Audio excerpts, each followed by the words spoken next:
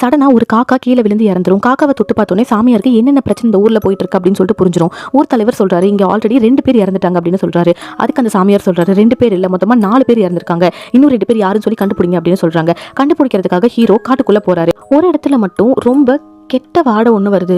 எங்கேருந்து அந்த கெட்ட வாடை வருது அப்படின்னு சொல்லிட்டு திரும்பி பார்க்குறாங்க. அங்கே ஒரு டிஃபன் பாக்ஸ் கிடக்குது.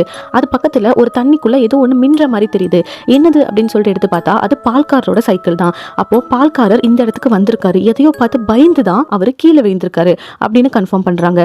அதுக்குள்ளே இன்னும் கொஞ்சம் டீப்பாக போய் பார்த்தா ஒரு பொண்ணோட பொணம் கிடக்குது. வேலைக்கார பொண்ணு தேனீக்கள் கொட்டி இறந்து கிடக்குறா. வேலைக்கார பொண்ணோட பொணத்தை பார்த்ததுமே ஹீரோ அவளோட பேக்கை செக் பண்ணுறாரு. அதில் 2 டிக்கெட் இருந்திருக்கு. அப்போ தான் ஹீரோக்கு புரியுது, இந்த வேலைக்கார பொண்ணு ஊர் கட்டுப்பாட்டை தாண்டி போயிருக்கா. அவளோட லவ்வர் கூட ஊரை விட்டு போலாம் அப்படின்னு சொல்லி ட்ரை பண்ணிருப்பா. அவனுக்கு ஏதோ ஆயிடுச்சு. அதை பார்த்து அதிர்ச்சியில தான் அவ உள்ள வந்து இறந்து போயிட்டா. இவ ஊரை தாண்டினாலதான் சாபக்கேடாய் ஊர்ல இருக்கிற எல்லாருமே 1 by 1 இறந்துட்டு இருக்காங்க அப்படின்ற ஒரு உண்மையை கண்டுபிடிக்கிறார். மூவியோட ஃபுல் லிங்க் வேணும்னா டிஸ்கிரிப்ஷன்ல இருக்கு, செக் அவுட் பண்ணிக்கோங்க. தேங்க்யூ ஃபார் வாட்சிங்.